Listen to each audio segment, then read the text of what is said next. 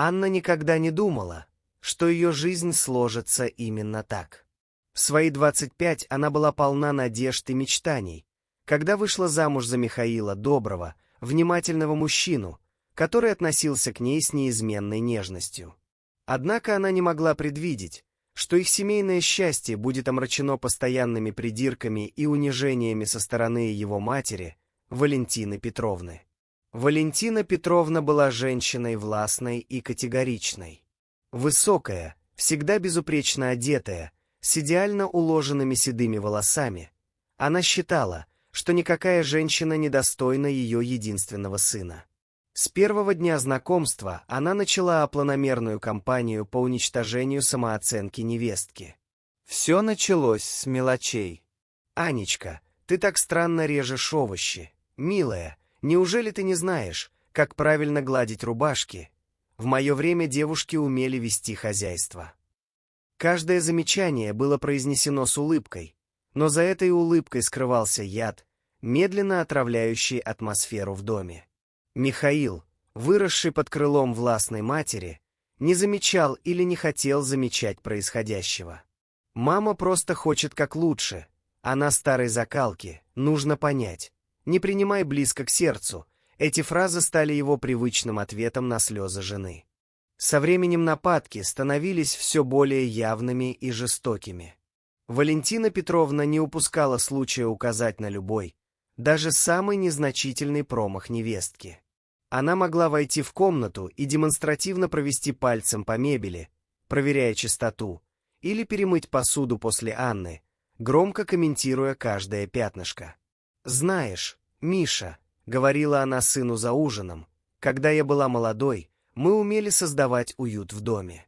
А сейчас посмотри, пыль на подоконниках, обед невкусный, рубашки плохо выглажены.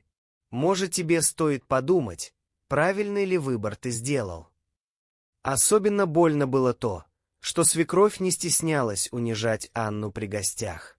На семейных праздниках она могла громко заявить: «Вот невестка у меня ни рыба, ни мясо. Не готовить толком не умеет, ни дом в порядке содержать.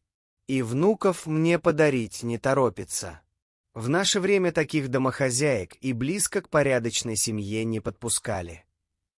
Каждый день превращался в испытание.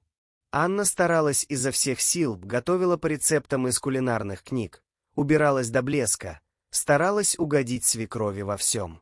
Но чем больше она старалась, тем язвительнее становились замечания Валентины Петровны. Последней каплей стал день рождения Михаила. Анна готовилась к нему неделю, испекла торт по специальному рецепту, украсила дом, приготовила любимые блюда мужа. Но когда гости собрались за столом, Валентина Петровна демонстративно достала свой торт.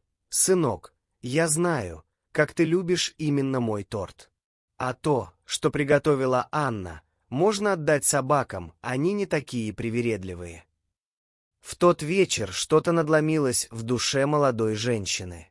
Она поняла, что больше не может жить в атмосфере постоянного унижения и неприятия. После праздника она собрала вещи и уехала к родителям, оставив Михаилу записку: «Прости, но я больше так не могу. Твоя мама никогда не примет меня, а ты никогда не встанешь на мою сторону». Следующие полгода были одновременно мучительными и освобождающими. Анна вернулась к работе в библиотеке, начала ходить к психологу, пытаясь восстановить растоптанную самооценку. Михаил звонил, просил вернуться, но она понимала, что ничего не изменилось, он по-прежнему жил с матерью и не мог противостоять ее влиянию. А потом позвонила соседка и сообщила новость. У Валентины Петровны случился тяжелый инсульт. Правая сторона тела была парализована, речь нарушена. Гордая женщина, привыкшая командовать и контролировать, оказалась беспомощной, как ребенок. Анна не могла объяснить, почему в тот же день поехала в больницу. Возможно, это было простое человеческое сострадание, а может, желание увидеть, как жизнь расставляет все по своим местам. Когда она вошла в палату, то увидела не грозную свекровь, а сломленную болезнью женщину, которая с трудом могла повернуть голову. В глазах Валентины Петровны промелькнул страх, когда она увидела невестку. Она попыталась что-то сказать, но из горла вырывались только нечленораздельные звуки.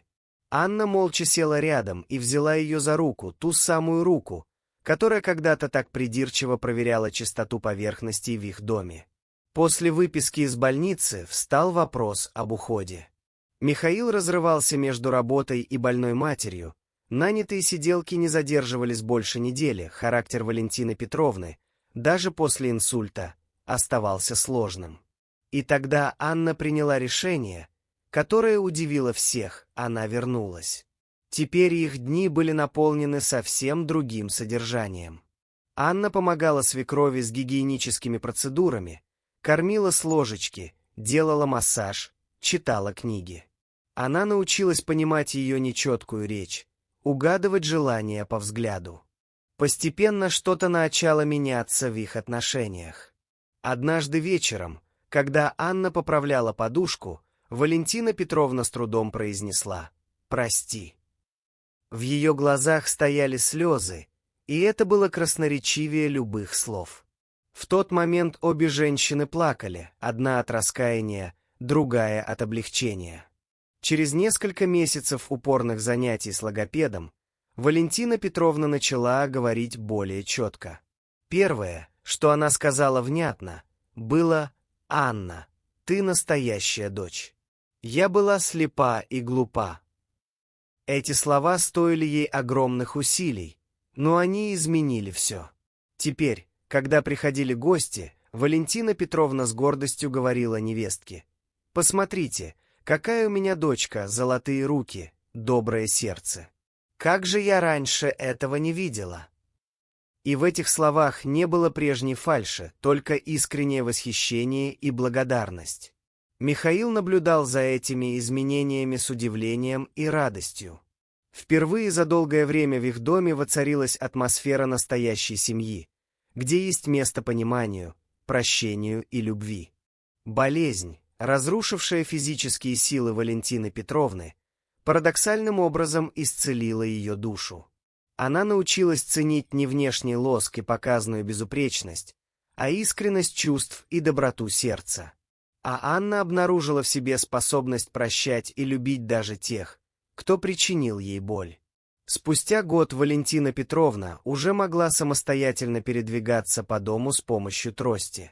Ее речь значительно улучшилась, хотя правая рука так и осталась малоподвижной.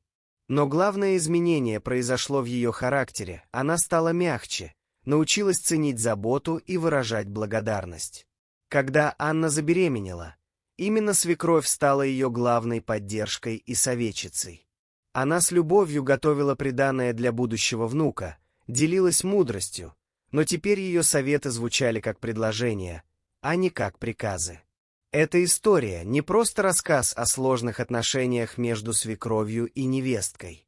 Это повествование о том, как несчастье может стать поворотным моментом в жизни, как болезнь может излечить душу, и как умение прощать может создать настоящую семью там, где раньше были только обиды и непонимание.